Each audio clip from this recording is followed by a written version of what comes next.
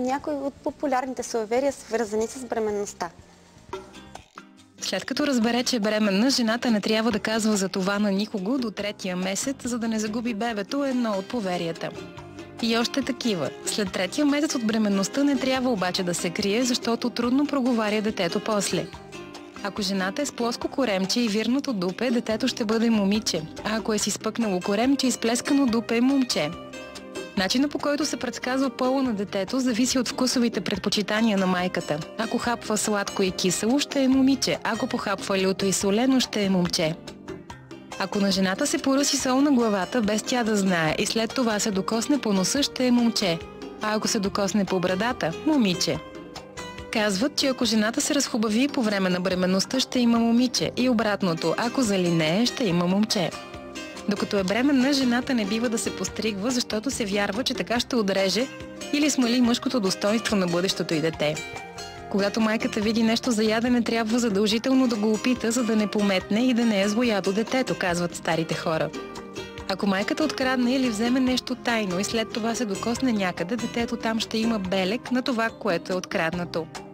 Според други поверия, ако детето се роди след 17 часа, ще бъде богато, а след 5 ще е бедно. Ако се роди с тръпчинки по бузите, означава, че Богородица го е целунала. Добре е бременната да носи червен конец против уроки. Когато започне раждането, на излизане от къщата се оставят всички врати отворени, защото се счита, че така ще мине леко раждането. Когато тръгне да ражда жената, не трябва да казва на никой, за да може да роди без проблеми. Бременната не бива да дига ръце нагоре да простира или нависоко, за да не бъде капризно детето й. И там, където бъде хвърлено пъпчето на бебето, оттам ще протече животът му.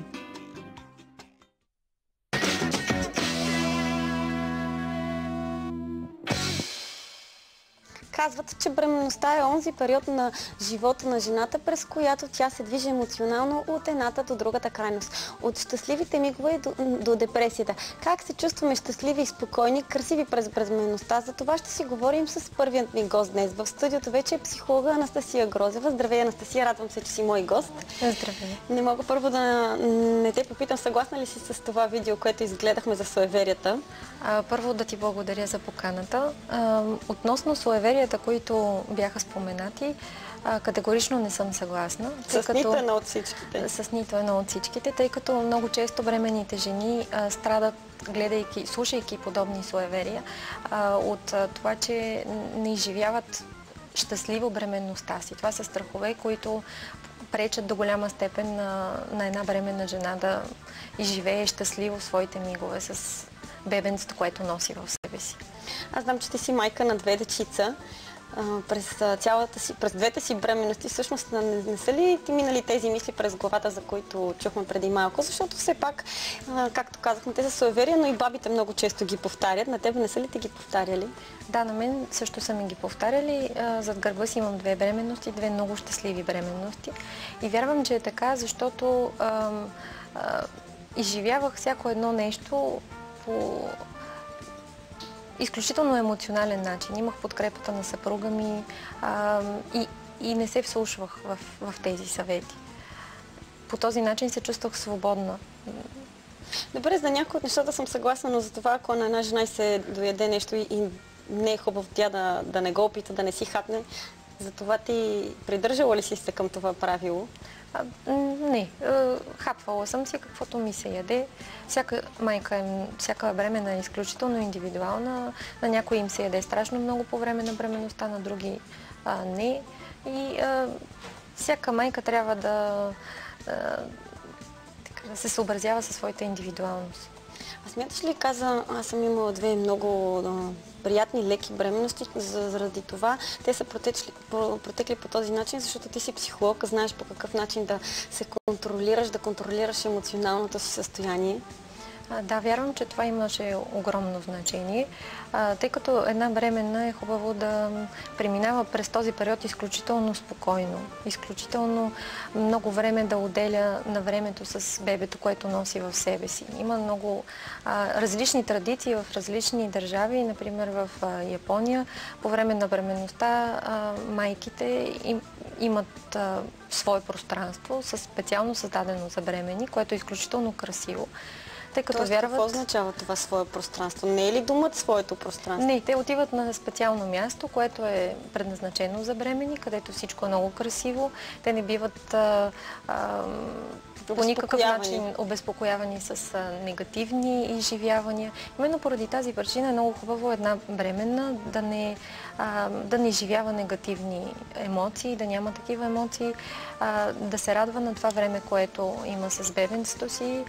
Много важна е ролята на съпруга в този момент, тъй като този период на бременност е всъщност едно приготвяне за пространството, което ще заеме детето, когато се роди. Затова майката е хубаво да говори за това, как си представя това дете, по какъв начин го чувства в себе си, да го споделя с съпруга си, ако има такъв до нея. Ако не, тъй като някои жени нямат половинки, тази символична роля бива заемана от нейния баща, от нейния брат, някаква мъжка фигура, която да изиграе бащината роля един ден, когато се роди детето.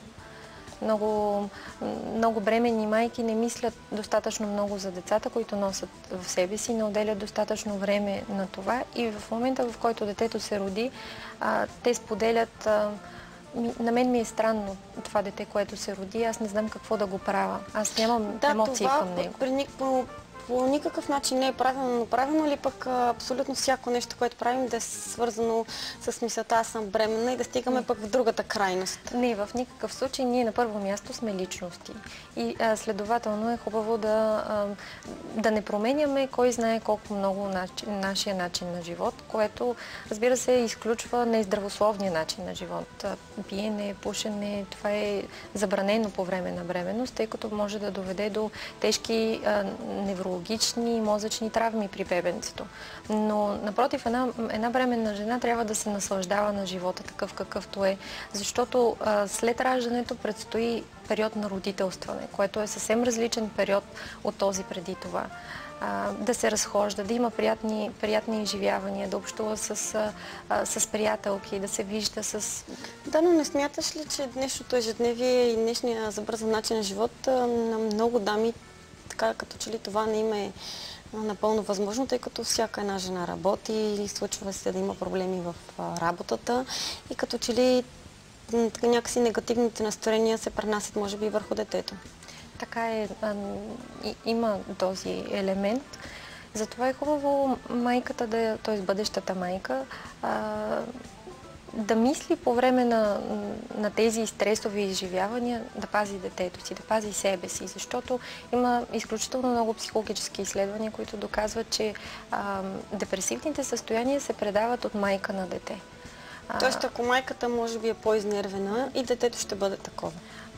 Би могло да бъде такова, ако тя продължи с този стереотип на поведение и след раждането.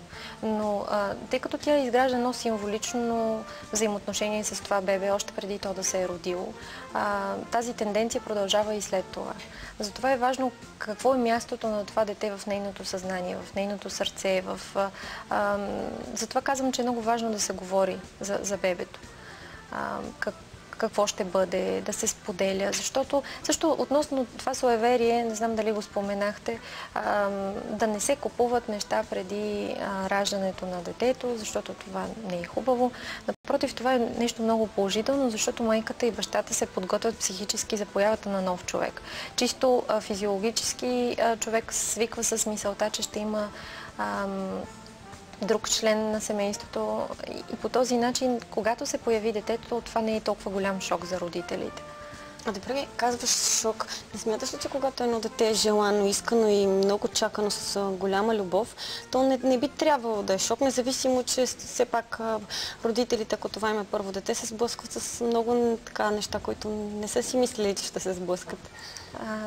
Не би трябвало да е шок, да. Но всяка промяна води след себе си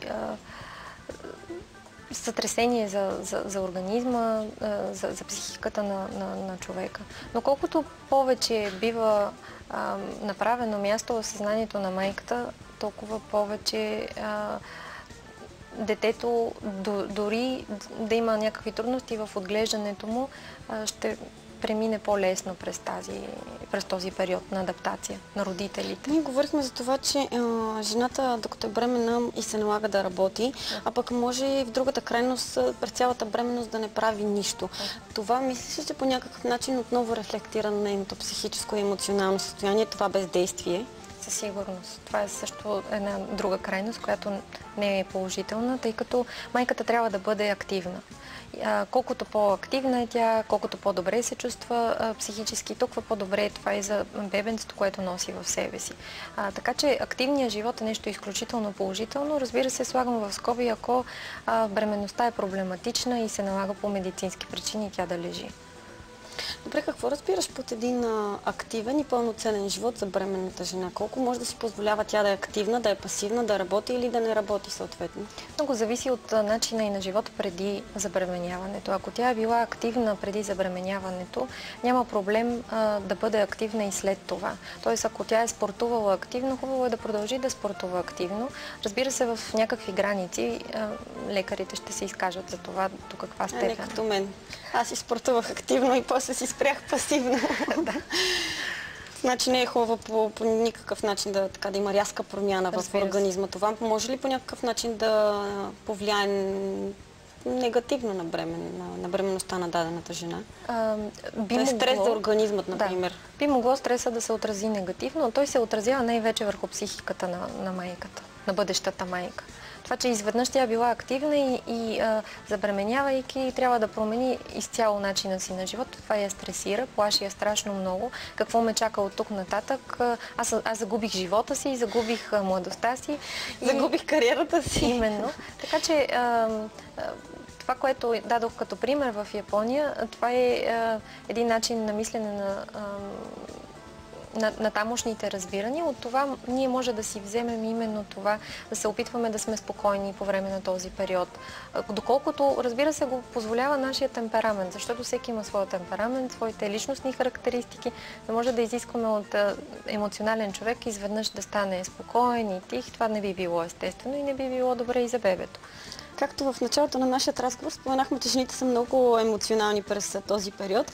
Много от бъдещите майки започват така да си казват: аз ставам дебела, напълнявам, погрознявам едва ли не. Може би дори на някои жени, ако имат проблем на кожа, още повече се влошава. Това как влияе на психиката на бременната жена?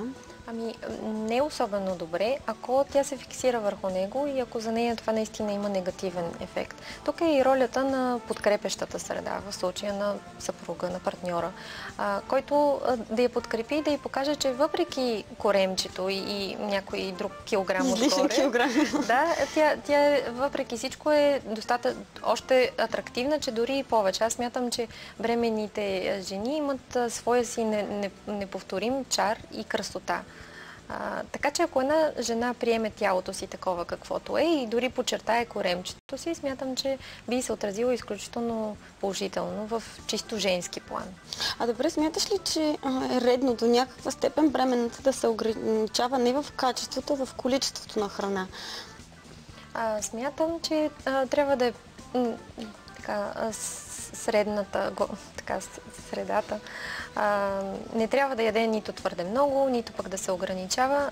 Аз не вярвам в това, че жената трябва да се тъпче само и само детето да бъде нахранено. Казват, ще ядем за двама сега. Именно. Детето получава, да, точно така. Детето получава достатъчно много хранителни вещества от майка си, така че не е необходимо това тъпчене. Каквото и се яде, нека да яде. Не е нужно да се ограничава. Добре, говорихме за това, че по някакъв начин тя се чувства дискомфортно заради излишните килограми или за дадени неща, които не харесва от себе си през тези 9 месеца. Има ли дадени процедури или козметични, ходене по козметични салони, които не трябва и не са препоръчителни за бременната жена? Ами, това е в юрисдикцията на мои колеги, медицински лица. На този въпрос няма как да отговоря. Добре, така е, съгласна съм. Знам, че имаш Център за семейно развитие, казва се Дом Скрила. Разкажи ми малко повече какво представлява. Дом с крила е, както каза, център за семейно развитие, което означава, че той има за цел да подпомогне родителите в процеса на родителстване. Предлагаме психологически курсове, които така да въведат родителите в различни етапи, които ги очакват по време на отглеждането на детето. И също така, че те прекъсвам, този център е за родители, които все още не са станали родители, бъдещи родители, т.е. По-скоро за родители, които вече са родители. Които са родители. Да, които имат питания, въпроси, проблеми дори по време на израстването на децата им. Също така имаме занимания и за деца. Занимаваме се с ранно интелектуално развитие на дечица от 0 до 5 години. Изучаваме езици. Всичко това е базирано на много психологически изследвания, кое е най-доброто за децата в този етап. И ранна социализация, тъй като децата, за да се развият добре, е хубаво да се социализират от най-ранна детска възраст с родителите си. Също така да развият нестереотипен начин на мислене, за да могат един ден да общуват с различни групи от хора. Те трябва да са общували с различен вид хора от рано. И поради тази причина имаме различни проекти, които работим. Посещаваме екоферми, оранжерии. Заедно ли?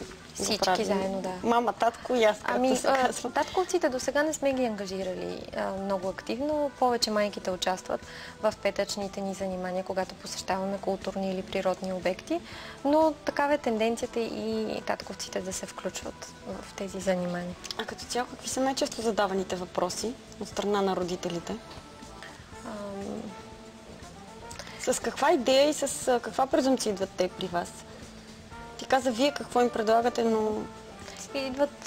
Предимно идват с идеята, че търсят други хора, които мислят по подобен на техният начин, които искат да развиват децата си, не просто да ги захвърлят някъде и да очакват, че някой друг ще се заеме с възпитанието им, а напротив активно да участват в това. И по време на този процес имат страшно много въпроси. Защо се появява това поведение, вследствие на какво е, правилно ли постъпвам, моето дете добре ли е, аз добър родител ли съм. Въпроси от този сорт. Които със сигурност вълнуват абсолютно всички родители. Може би някои в по-крайна степен, други не чак толкова. Добре, не мога да... И друго, за което искам да си поговорим с теб, тъй като ти си психолог. Бременната жена през този период в тези 9 месеца, необходимо ли е да посещава човек като теб, професионалист, който по някакъв начин да я успокоява, да я обяснява тези неща, които са всъщност съвсем нормални? Именно много, много препоръчително е. Аз самата преди първото си раждане посещавах курс за бременни към списание 9 месеца, които организират изключително ползотворни лекции от различни лектори, медицински лица, психолози. Самата аз съм правила няколко лекции към списание 9 месеца. Това е изключително ползотворен момент, особено за работещите майки.